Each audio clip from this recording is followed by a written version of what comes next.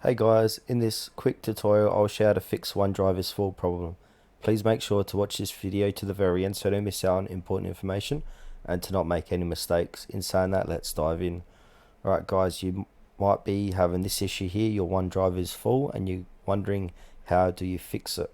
There's a couple of ways how to do this. One way is to simply go to OneDrive itself and your larger files, move them off of that and put them into your PC storage. You only get 5 gigabytes of free data on OneDrive, so keep that in mind. Another way to fix OneDrive is full problem is to go to OneDrive itself, make sure you're the home screen of OneDrive, and you can simply click on buy storage. And then I'm in Australia here, so these prices might be different from where you're at. So if I do monthly, I can pay $3 a month and get 100 gig of cloud storage per month. Or if I do $11 a month, you get 1 terabyte.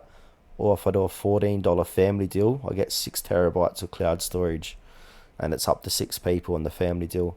But if I want to do yearly, you can save up to 16%.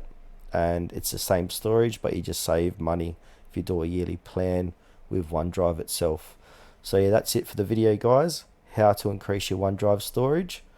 Thanks for watching this video to the very end. Please consider to like this tutorial and subscribe to our channel if you found this helpful.